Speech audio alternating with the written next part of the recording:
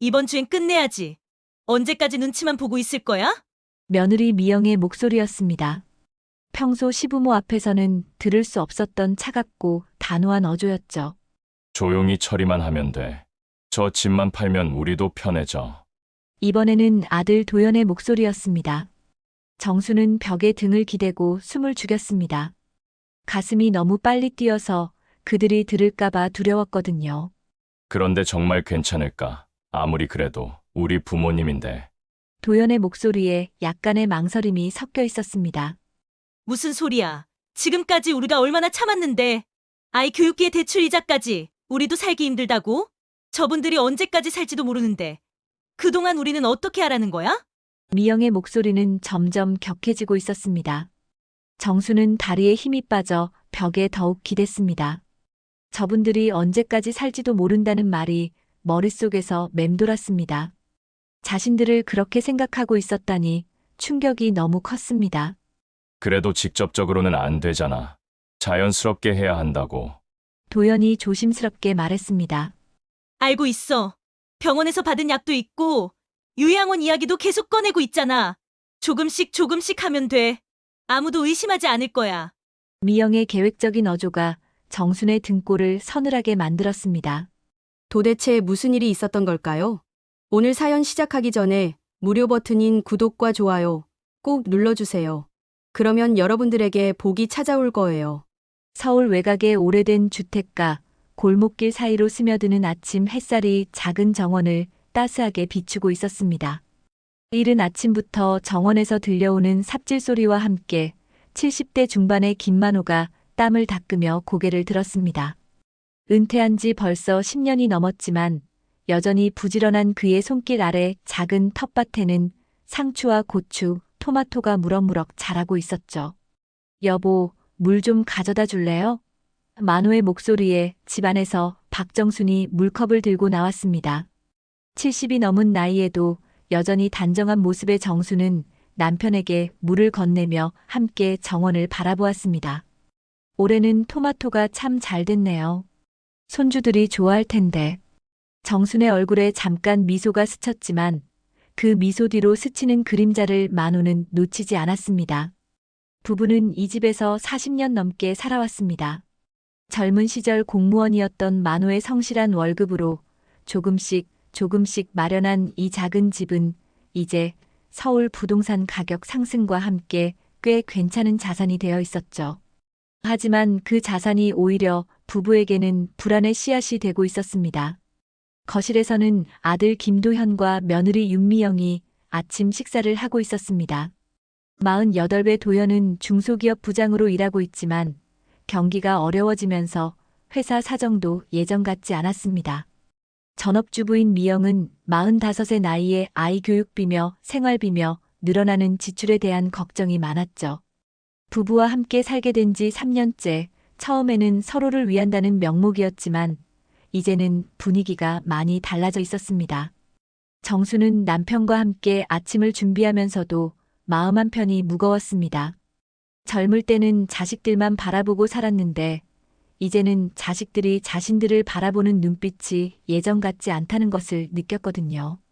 고마움보다는 계산이 앞서는 그런 차가운 시선을 받고 있다는 생각이 들 때마다 가슴이 답답해졌습니다. 아버지, 어머니, 아침 드세요.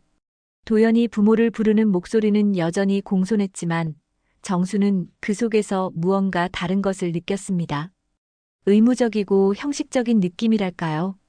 식탁에 둘러앉은 가족들 사이로 흐르는 공기는 겉으로는 평화로워 보였지만 보이지 않는 긴장감이 맴돌고 있었습니다. 미영은 시부모에게 반찬을 챙겨드리며 말했습니다. 어머니, 요즘 많이 피곤해 보이세요. 병원 한번 가보시는 게 어때요? 그 말에 정수는 고개를 들었습니다. 아니에요, 괜찮아요. 나이 들면 원래 이런 거죠, 뭐. 하지만 미영의 눈빛에서 뭔가 다른 의도를 읽어낸 정수는 불편함을 감출 수 없었습니다. 만호 역시 아들 부부의 변화된 태도를 느끼고 있었습니다. 예전에는 진심으로 걱정해주던 것들이 이제는 왠지 다른 목적이 있는 것처럼 느껴졌거든요. 특히 최근 들어 부동산이나 재산 관리에 대한 이야기가 자주 나오는 것도 신경이 쓰였습니다. 자식들이 노후를 걱정해 주는 것인지 아니면 다른 속셈이 있는 것인지 판단하기가 어려웠죠. 식사를 마친 후 정수는 설거지를 하면서 창밖을 바라보았습니다. 만호가 가꾼 정원이 아름답게 보였지만 마음은 편하지 않았습니다. 이 평화로운 일상이 언제까지 지속될 수 있을까 하는 불안감이 마음 깊숙이 자리 잡고 있었거든요. 나이가 들수록 자식들에게 의존해야 하는 현실이 두려웠고, 그런 의존 관계가 오히려 가족 간의 관계를 변질시키고 있다는 느낌을 지울 수 없었습니다. 그날 밤은 유난히 깊고 조용했습니다. 만호와 정수는 평소보다 일찍 잠자리에 들었지만 둘 다 쉽게 잠이 오지 않았죠. 정수는 천장을 바라보며 뒤척이다가 화장실에 가기 위해 조용히 일어났습니다. 슬리퍼를 신고 복도를 걸어가던 중 거실에서 들려오는 작은 목소리에 발걸음을 멈췄습니다. 이번 주엔 끝내야지. 언제까지 눈치만 보고 있을 거야? 며느리 미영의 목소리였습니다. 평소 시부모 앞에서는 들을 수 없었던 차갑고 단호한 어조였죠. 정수는 심장이 쿵 내려앉는 것을 느꼈습니다. 조용히 처리만 하면 돼. 저 집만 팔면 우리도 편해져. 이번에는 아들 도연의 목소리였습니다. 정순이 40년 넘게 들어온 그 목소리가 이렇게 낯설게 들릴 수 있다는 것이 믿어지지 않았습니다. 정수는 벽에 등을 기대고 숨을 죽였습니다. 가슴이 너무 빨리 뛰어서 그들이 들을까봐 두려웠거든요. 화장실에 가려던 일은 까맣게 잊어버린 채 귀를 기울이며 더 많은 이야기를 들으려 했습니다. 그런데 정말 괜찮을까? 아무리 그래도 우리 부모님인데. 도연의 목소리에 약간의 망설임이 섞여 있었습니다. 무슨 소리야? 지금까지 우리가 얼마나 참았는데. 아이 교육비에 대출 이자까지 우리도 살기 힘들다고. 저분들이 언제까지 살지도 모르는데 그동안 우리는 어떻게 하라는 거야? 미영의 목소리는 점점 격해지고 있었습니다. 정수는 다리에 힘이 빠져 벽에 더욱 기댔습니다. 저분들이 언제까지 살지도 모른다는 말이 머릿속에서 맴돌았습니다. 자신들을 그렇게 생각하고 있었다니 충격이 너무 컸습니다. 그래도 직접적으로는 안 되잖아. 자연스럽게 해야 한다고. 도연이 조심스럽게 말했습니다. 알고 있어. 병원에서 받은 약도 있고 요양원 이야기도 계속 꺼내고 있잖아. 조금씩 하면 돼. 아무도 의심하지 않을 거야. 미영의 계획적인 어조가 정순의 등골을 서늘하게 만들었습니다. 이때 화장실에서 나온 만호가 복도를 걸어오다가 정순을 발견했습니다. 정순은 재빨리 남편에게 조용히 하라는 손짓을 했죠. 만호도 상황을 파악하고는 아내 옆으로 다가와 함께 귀를 기울였습니다. 약은 어떻게 구한 거야? 도연이 물었습니다. 아는 약사통에서 받았어. 노인들한테 해로운 성분이 들어있는 거라고 하더라. 혈압약이라고 속이고 주면 될 것 같은데. 미영의 대답을 들은 만호의 얼굴이 굳어졌습니다. 부부는 서로의 얼굴을 바라보았습니다. 어둠 속에서도 서로의 충격과 배신감을 읽을 수 있었죠. 40년 넘게 함께 살아온 부부의 눈빛 교환만으로도 충분했습니다. 그들이 들은 대화는 단순한 불효가 아니었습니다. 그것은 자신들을 제거하려는 계획이었습니다. 내일부터는 더 자연스럽게 행동해야 해. 의심받으면 안 되니까. 도연이 마무리하는 말을 끝으로 거실이 조용해졌습니다. 만호와 정수는 한참을 그 자리에 서 있었습니다. 움직일 수도 말할 수도 없었죠. 믿고 싶지 않았지만 방금 들은 것은 분명한 현실이었습니다. 자신들이 낳고 기른 아들과 딸처럼 생각했던 며느리가 자신들을 없애려 하고 있다는 사실을 받아들이기가 너무 어려웠습니다. 정순의 눈에 눈물이 고였습니다. 하지만 소리내어 울 수는 없었죠.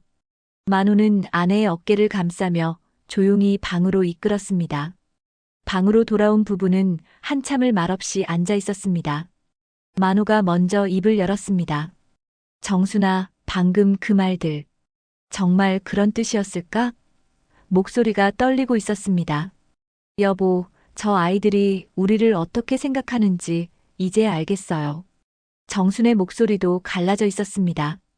피도 눈물도 없는 저런 말을 할 수 있다니. 우리가 뭘 잘못했을까요? 만호는 주먹을 꽉 쥐었습니다. 내가 낳은 자식이 맞나 싶어. 이제는 정말 조심해야겠어. 평생을 성실하게 살아온 만호에게 이런 상황은 너무나 충격적이었습니다. 내일부터 그 아이들 주는 약은 절대 먹으면 안 돼요. 그리고 우리도 대비를 해야겠어요.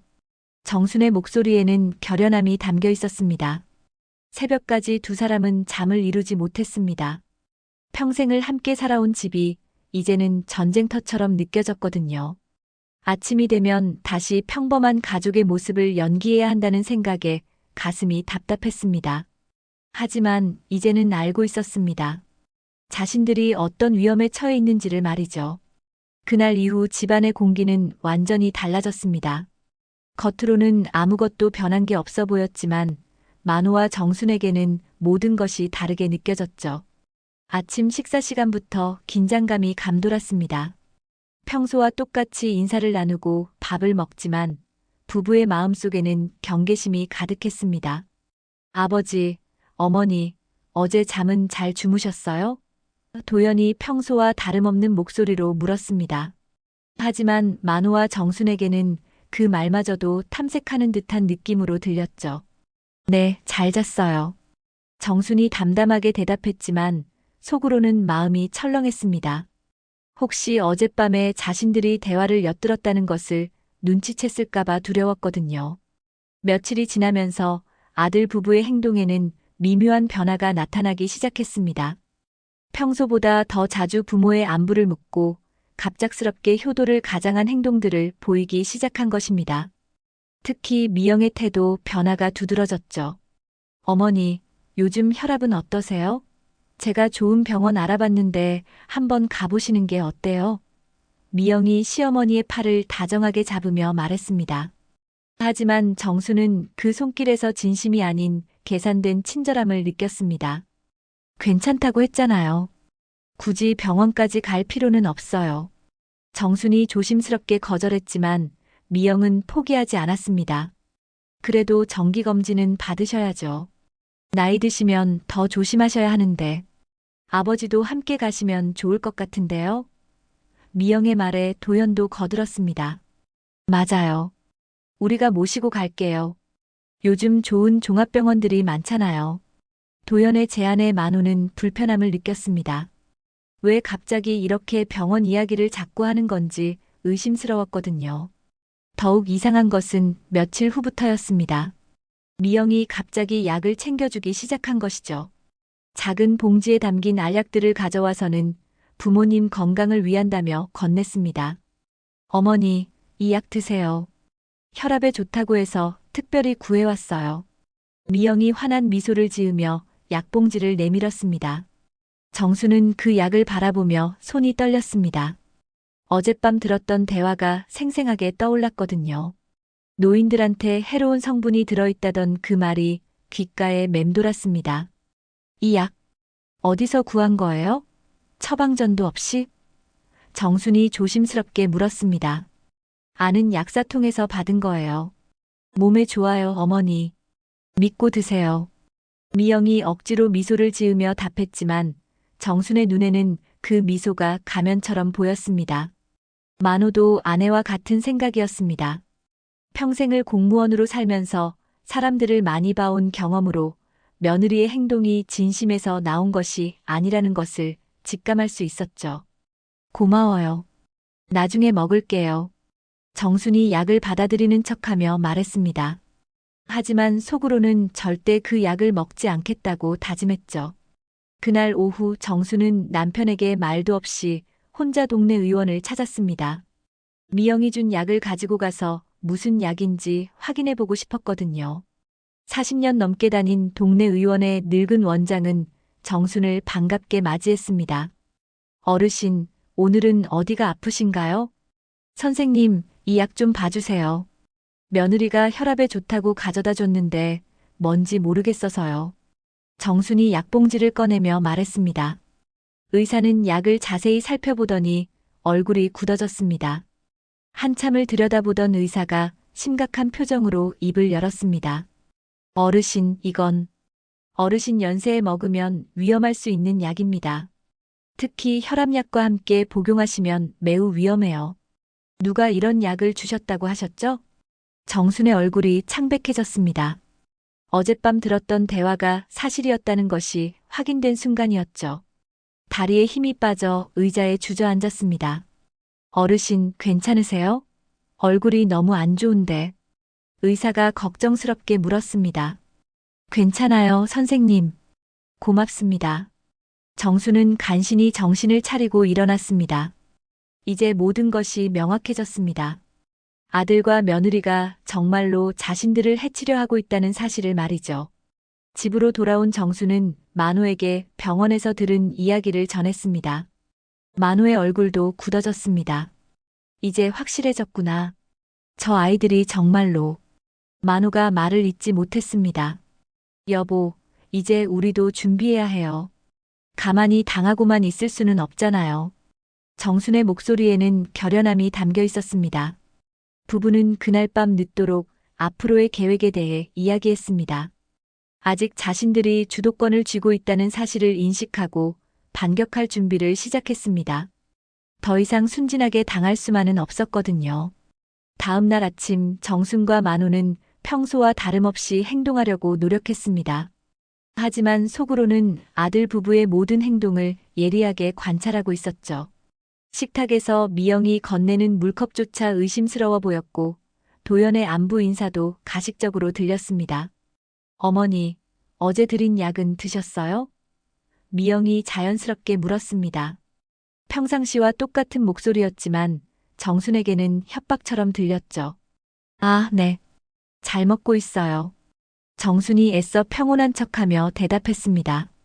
하지만 속으로는 온몸에 소름이 돋았습니다. 그럼 다행이네요. 몸에 좋은 거니까 꾸준히 드세요. 미영의 미소가 정순에게는 가면처럼 보였습니다. 그날 오후 아들 부부가 외출한 사이 정순은 며느리 방을 몰래 살펴보기로 했습니다. 마음이 불편했지만 자신들의 안전을 위해서는 어쩔 수 없었죠. 조심스럽게 문을 열고 들어간 정순은 책상 위에 놓인 수첩을 발견했습니다. 수첩을 펼쳐본 정순의 손이 덜덜 떨렸습니다. 미영의 글씨로 적힌 메모들이 눈에 들어왔거든요. 장례식장 예약 문의 완료. 상속 절차 서류 확인 필요. 부동산 매매 시 필요 서류 정리. 유언장 작성 유도 방법 검색. 정수는 그 자리에 주저앉을 뻔했습니다. 이것은 단순한 의심이 아니었습니다. 체계적이고 계획적인 준비였죠. 며느리는 이미 자신들의 죽음 이후까지 모든 것을 계획해놓고 있었던 것입니다. 급히 수첩을 원래대로 놓고 방을 나온 정수는 정원에 있던 만호에게 달려갔습니다. 여보, 큰일 났어요. 목소리가 떨려서 제대로 말이 나오지 않았습니다. 만호가 삽을 내려놓고 아내를 바라보았습니다. 무슨 일이야? 얼굴이 왜 그래? 정수는 방금 본 메모 내용을 남편에게 전했습니다. 만호의 얼굴이 점점 굳어갔죠. 정말로 그런 계획을 세우고 있었구나. 여보, 우리 인생 끝을 이렇게 맞으라는 건가요? 아니에요. 가만히 있을 수는 없어요. 아직 우리가 주도권을 쥐고 있잖아요. 정순의 목소리에는 분노와 함께 강한 의지가 담겨 있었습니다. 만호도 고개를 끄덕였습니다. 맞아. 우리가 먼저 움직여야 해. 당하고만 있을 수는 없어. 그날 오후 부부는 은밀히 집을 나섰습니다. 첫 번째 목적지는 은행이었죠.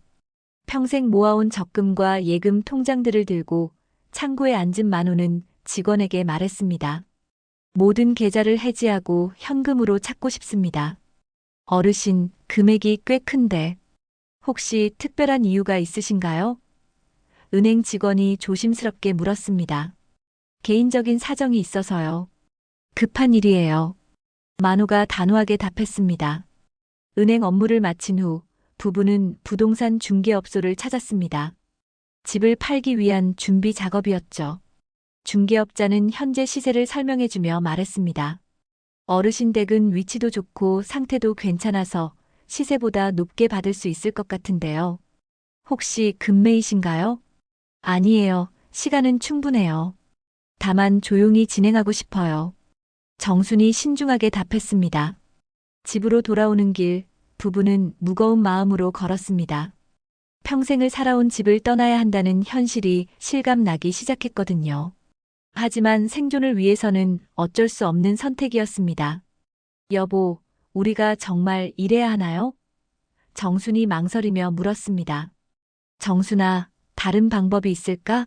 저 아이들이 우리를 어떻게 생각하는지 이미 확인했잖아. 만호의 목소리에는 깊은 슬픔이 배어 있었습니다. 그날 저녁 아들 부부가 돌아왔을 때 집안 분위기는 이전과 달랐습니다. 부모가 뭔가 다른 것을 눈치챈 도연이 조심스럽게 물었습니다. 부모님, 오늘은 어디 다녀오셨어요? 산책 좀 했어요. 요즘 날씨가 좋아서. 만호가 담담하게 답했습니다. 미영은 시부모의 표정에서 뭔가 변화를 감지했습니다. 평소보다 조용하고 경계하는 듯한 모습이었죠. 하지만 확신할 수는 없었습니다. 그러시구나. 많이 걸으셨나 봐요. 피곤하실 텐데 일찍 주무세요. 미영이 평소와 같은 목소리로 말했지만 속으로는 불안함을 느끼고 있었습니다.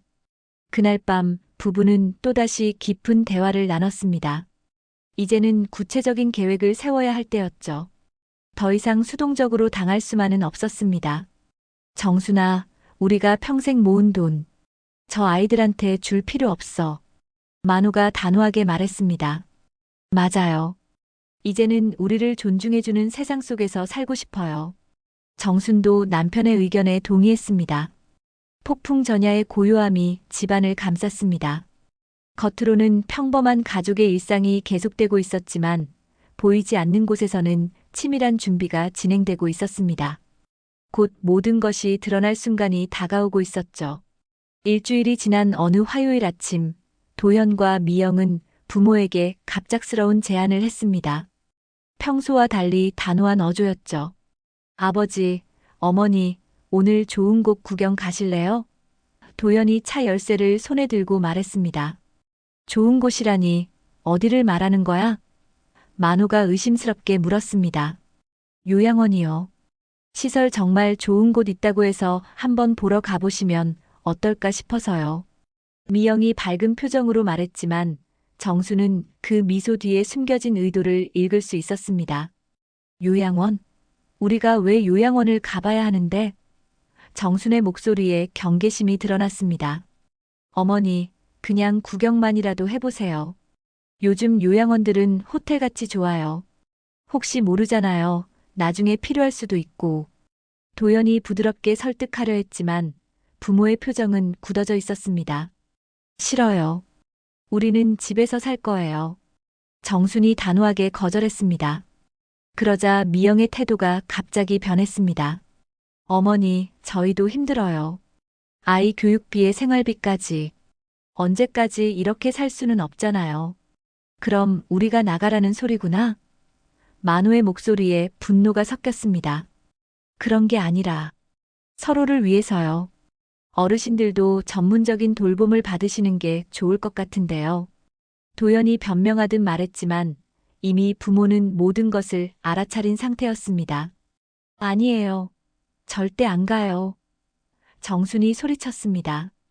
그 순간 거실에 있던 8살 손주 지훈이가 놀라서 울음을 터뜨렸습니다. 할머니, 할아버지가 왜 싸워요? 무서워요. 지훈이가 엄마에게 달려가며 울었습니다. 미영은 아이를 달래면서도 시부모를 노려보았습니다. 어머니, 아버지, 아이 앞에서 이러시면 어떻게 해요? 우리가 뭘 잘못했다고 그래? 우리 집에서 우리가 나가기 싫다는데. 만호의 목소리가 점점 커졌습니다. 그때 도연이 벌떡 일어나며 말했습니다. 그럼 어떻게 하자는 거예요? 저희도 살아야 하는데. 부모님 모시고 사는 것도 한계가 있어요. 한계라고? 내가 지금 뭔 소리를 하는 거야? 만호가 아들을 향해 소리쳤습니다. 실랑이가 계속되는 동안 정수는 울고 있는 손주를 바라보며 마음이 찢어지는 것 같았습니다. 이 아이에게는 죄가 없는데 어른들의 다툼에 휘말리게 된 것이 안타까웠거든요. 지훈아, 할머니가 무서웠지? 미안해. 정순이 손주에게 다가가려 했지만 미영이 아이를 감싸며 막았습니다. 어머니, 지훈이는 제가 달랠게요. 어머니부터 진정하세요. 미영의 말에는 이미 존댓말도 성의가 없었습니다. 그 순간 정수는 깨달았습니다. 이 집에서 자신들은 이미 환영받지 못하는 존재가 되어 있다는 것을 말이죠. 손주조차 이제는 마음대로 볼 수 없는 상황이 되어버렸습니다. 좋아요. 우리가 나갈게요. 하지만 우리 조건대로요. 정순이 차갑게 말했습니다. 어머니가 무슨 조건을 말씀하시는 거예요? 도연이 당황하며 물었습니다. 그건 우리가 알아서 할 일이야. 너희들은 신경 쓰지 마. 만호가 단호하게 답했습니다. 아들 부부는 부모의 예상치 못한 반응에 당황했습니다. 순순히 요양원에 들어갈 줄 알았는데 오히려 부모가 먼저 나가겠다고 하니 계획이 틀어진 것이죠. 부모님, 그런 게 아니라. 도연이 변명하려 했지만 만호가 손을 들어 막았습니다. 됐어. 이제 그만하자. 우리도 생각할 시간이 필요해. 만호의 목소리에는 깊은 피로감이 배어 있었습니다. 그날 밤 부부는 방 안에서 속삭이며 이야기했습니다. 이제 더 이상 망설일 시간이 없다는 것을 깨달았거든요. 여보, 내일부터 본격적으로 준비해요. 우리 평생 모은 재산, 저 아이들 손에 넘겨줄 수는 없어요. 정순의 결심이 굳어져 있었습니다. 그래, 우리가 주인이야. 우리 인생은 우리가 결정하는 거야. 만호도 아내의 의견에 동의했습니다. 창밖으로는 차가운 바람이 불어왔습니다. 평화롭던 가정에 큰 폭풍이 몰아치기 직전이었죠. 부부는 이제 반격을 시작할 준비가 되어 있었습니다. 더 이상 순진한 희생양이 되어줄 생각은 없었거든요. 다음 날 이른 아침 만호와 정수는 아들 부부가 출근하기를 기다렸습니다. 도연이 회사로 나가고 미영이 장 보러 나간 후 부부는 본격적인 준비 작업에 들어갔죠. 먼저 집 안 곳곳에 숨겨둔 중요한 서류들을 찾아 정리했습니다. 여보, 통장들은 모두 여기 있고 부동산 등기부등본도 찾았어요. 정순이 서류 뭉치를 들고 말했습니다. 만호는 오래된 금고에서 도장과 인감증명서를 꺼내며 신중하게 확인했습니다. 우리가 평생 모은 것들이 이렇게 많았구나. 모두 우리 손으로 지켜낸 것들이야. 부부는 그동안 모아온 재산 목록을 정리해 보았습니다. 집 한 채, 몇 개의 적금 통장, 그리고 작은 땅 한 뼘.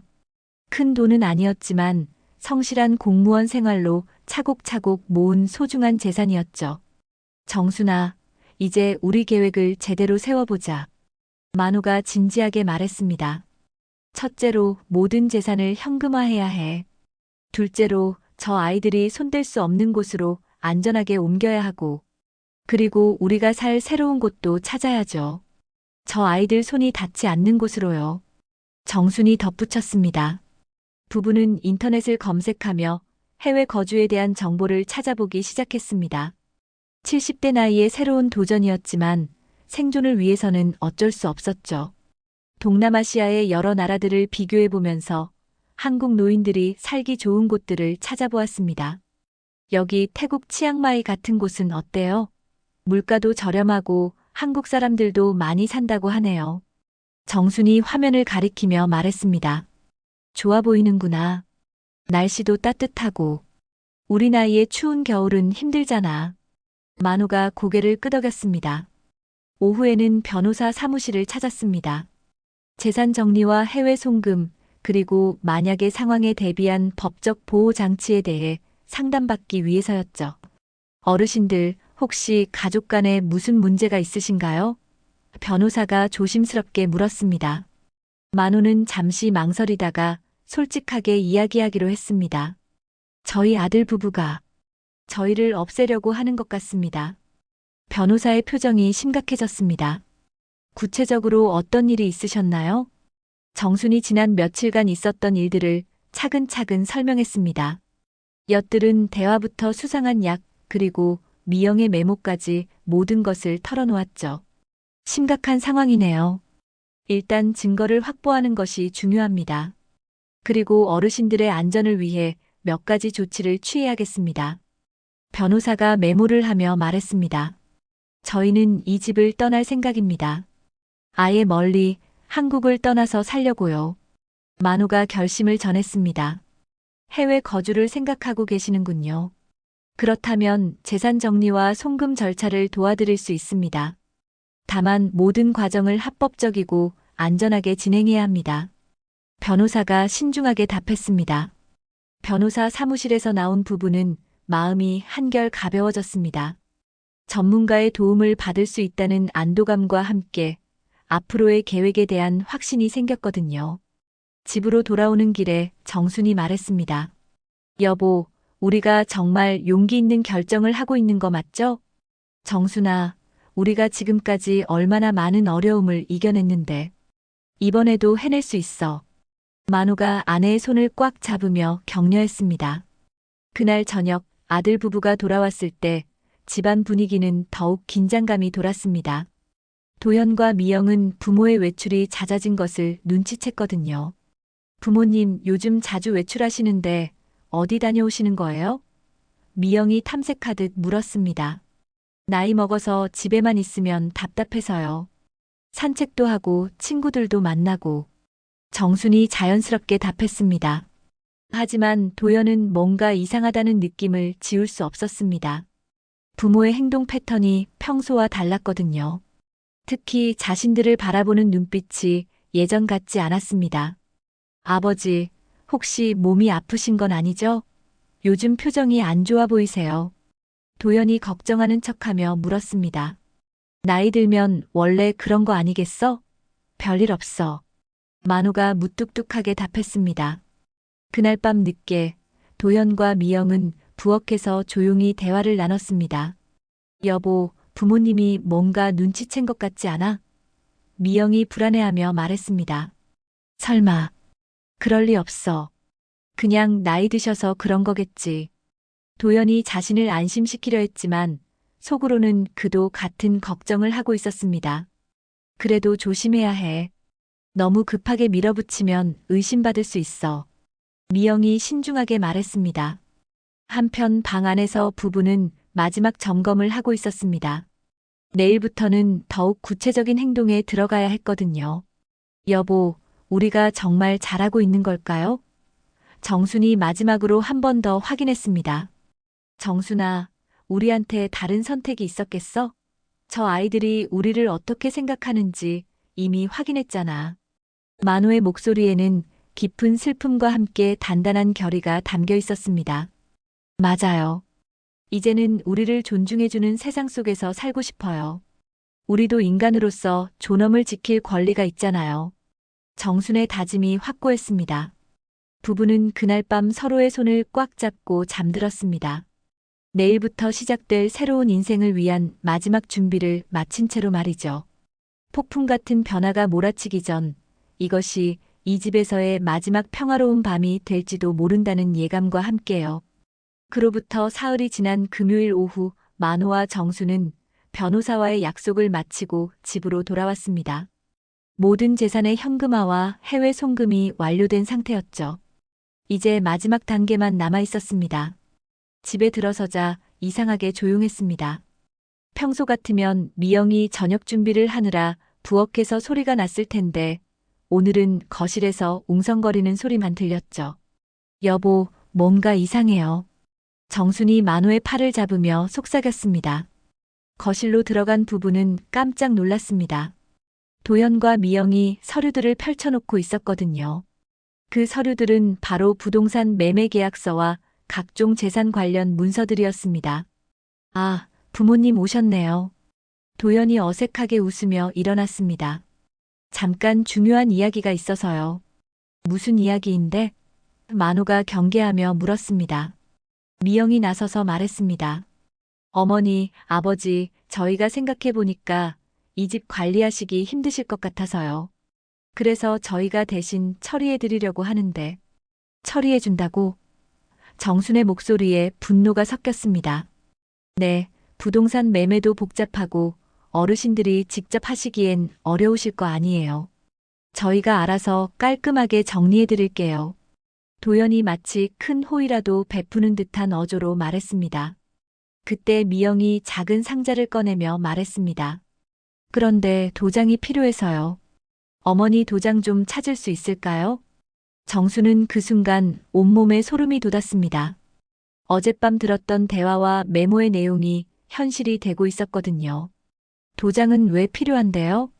서류에 날인해야 하잖아요. 간단한 일이에요. 미영이 억지로 미소를 지으며 말했습니다. 만호가 단호하게 고개를 저었습니다. 안 돼. 우리 도장은 우리가 직접 찍어. 아버지, 왜 그러세요? 저희가 도와드리려는 건데. 도연이 당황하며 말했습니다. 도와준다고? 너희들이 우리한테 뭘 도와준다는 거야? 정순의 목소리가 점점 커졌습니다. 그 순간 미영이 돌변했습니다. 어머니, 이제 그만 고집 부리세요. 어차피 나중에는 다 저희 몫이 될 거 아니에요? 뭐라고? 만호가 벌떡 일어났습니다. 사실대로 말씀드릴게요. 어머니, 아버지, 이제 나이도 많으시고 관리하기도 힘드실 텐데 저희가 알아서 처리하는 게 나을 것 같아서요. 도연도 가면을 벗고 본심을 드러냈습니다. 너희들이 지금 뭔 소리를 하는 거야? 정순이 소리쳤습니다. 어머니도 알고 계시잖아요. 저희 살기도 힘들어요. 아이 교육비에 생활비까지. 언제까지 이렇게 눈치 보면서 살 수는 없어요. 미영의 목소리에는 이제 가식도 없었습니다. 그때 갑자기 현관문이 열리는 소리가 들렸습니다. 모두가 그쪽을 바라보았는데 정장을 입은 남자 2명이 들어오고 있었습니다. 실례합니다. 변호사 이정우입니다. 그리고 이분은 경찰서에서 나오신 김 형사님이십니다. 앞서 걸어온 남자가 명함을 내밀며 말했습니다. 도연과 미영의 얼굴이 창백해졌습니다. 갑자기 이게 무슨... 도연이 말을 더듬었습니다. 신고 접수됐습니다. 재산 강탈 미수 혐의로 조사하겠습니다. 김 형사가 공식적인 어조로 말했습니다. 신고라니요? 누가 신고를 했다는 거예요? 미영이 떨리는 목소리로 물었습니다. 정순이 차갑게 대답했습니다. 내가 했어. 너희들이 우리를 어떻게 생각하는지 이제 다 알거든. 어머니, 아버지. 그게 아니라. 미영이 변명하려 했지만 정순이 손을 들어 막았습니다. 넌 우리 가족이 아니라 늑대였구나. 우리를 잡아먹으려고 호시탐탐 기회만 노리고 있었던 거야. 정순의 목소리에는 깊은 실망과 분노가 담겨 있었습니다. 변호사가 서류를 꺼내며 말했습니다. 김만호, 박정순 어르신께서는 이미 모든 재산을 정리하고 안전한 곳으로 이전을 완료하셨습니다. 그리고 이 모든 과정이 합법적으로 진행되었다는 것을 증명할 수 있습니다. 도연이 당황하며 소리쳤습니다. 그게 무슨 말이에요? 부모님이 언제 그런 일을 하셨다는 거예요? 너희들이 우리를 속이는 동안 우리도 준비하고 있었어. 만호가 냉정하게 말했습니다. 경찰이 미영이 준비해둔 서류들을 살펴보며 말했습니다. 이 서류들은 모두 위조 가능성이 있어 보입니다. 정식 조사가 필요하겠네요. 위조라니요. 저희는 그냥... 미영이 항변했지만 이미 늦었습니다. 그 순간 지훈이가 학교에서 돌아와 현관에 들어섰습니다. 할머니, 할아버지, 왜 이렇게 많은 사람들이... 아이의 순진한 목소리가 긴장된 상황을 더욱 비극적으로 만들었습니다. 정수는 손주를 보며 마음이 아팠습니다. 이 모든 일에 아이는 죄가 없었거든요. 지훈아, 할머니가 잠깐 안아줄까? 정순이 손을 내밀었지만 미영이 아이를 감싸며 막았습니다. 지금은 안 돼요. 미영의 목소리가 차가웠습니다. 넌 정말... 정순이 더 이상 참을 수 없다는 듯이 말하려 했지만 만호가 아내의 어깨를 잡으며 제지했습니다. 모든 진실이 드러나는 순간이었습니다. 가족이라는 이름으로 포장된 탐욕과 배신이 백일하에 드러났죠. 이제 돌이킬 수 없는 강을 건넌 것입니다. 그로부터 석 달이 지난 어느 아침, 태국 치앙마이의 작은 해변 마을에서 만호와 정순이 함께 산책을 하고 있었습니다. 따스한 아침 햇살이 두 사람의 얼굴을 비추고 잔잔한 파도 소리가 마음을 평온하게 만들어주었죠. 정수는 바다를 바라보며 깊은 숨을 들이마셨습니다. 여보, 이런 바다를 매일 볼 수 있다니 꿈 같아요. 그녀의 얼굴에는 오랫동안 보지 못했던 편안한 미소가 떠올라 있었습니다. 그러게 말이야. 우리가 언제 이런 여유를 누려봤나? 만호도 아내의 손을 잡으며 바다를 바라보았습니다. 한국에서의 지난 몇 달간의 악몽 같은 시간들이 마치 다른 세상의 일처럼 느껴졌죠. 두 사람은 해변을 따라 천천히 걸으며 지난 시간을 되돌아보았습니다. 경찰 조사 결과 도현과 미영의 계획적인 재산 탈취 시도가 명확히 드러났고 그들은 법적 처벌을 받게 되었습니다. 하지만 정작 만호와 정순에게는 그런 처벌보다도 가족이라는 끈이 완전히 끊어진 것이 더 큰 상처였죠. 가끔은 지훈이가 생각나요. 그 아이는 정말 죄가 없는데. 정순이 안타까운 마음으로 말했습니다. 그래, 그 아이만은 안타깝지. 하지만 우리가 어쩔 수 있겠어? 이미 선택할 수밖에 없었잖아. 만호의 목소리에도 손주에 대한 그리움이 배어 있었습니다. 부부가 살고 있는 곳은 한국인들이 많이 거주하는 작은 마을이었습니다. 이곳에서 만난 다른 한국 노인들과 함께 소소한 공동체를 이루며 살아가고 있었죠. 서로의 사연을 나누며 위로받기도 하고 함께 시장도 보고 여행도 다니며 새로운 인생을 즐기고 있었습니다. 정순 씨, 오늘도 산책 나오셨네요. 이웃집에 사는 박할머니가 반갑게 인사했습니다. 이곳에서 만난 동갑내기 친구였죠. 네, 날씨가 너무 좋아서요. 박할머니도 일찍 나오셨네요. 정순이 환하게 웃으며 답했습니다. 우리 오늘 같이 시장 구경 갈까요? 새로 온 과일들이 맛있다고 하던데. 박할머니가 제안했습니다. 좋아요. 만호 씨도 함께 가죠. 정순이 남편을 바라보며 말했습니다. 이런 소소한 일상이 두 사람에게는 큰 행복이었습니다. 한국에서는 늘 눈치를 보며 살아야 했는데 이곳에서는 자유로웠거든요. 아무도 자신들의 재산을 노리지 않았고 진심으로 안부를 묻는 이웃들이 있었습니다. 오후에는 만호가 예전부터 하고 싶었던 그림을 그리고 있었습니다. 화구를 사서 바다 풍경을 그리는 것이 요즘 그의 새로운 취미였죠. 비록 서툴렀지만 캔버스에 물감을 칠하는 시간만큼은 마음이 평온했습니다. 여보, 그림 실력이 늘었네요. 정순이 남편의 어깨 너머로 그림을 보며 말했습니다. 아직 멀었어. 하지만 즐거워. 이런 걸 할 시간이 있다는 게 얼마나 고마운지 몰라. 만호가 붓을 놓으며 웃었습니다. 정순도 새로운 취미를 찾았습니다. 동네 태국인 할머니에게 태국 요리를 배우는 것이었죠. 언어는 통하지 않았지만 요리를 통해 마음을 나누며 즐거운 시간을 보내고 있었습니다. 저녁 무렵 부부는 작은 테라스에 앉아 차를 마시며 하루를 정리했습니다.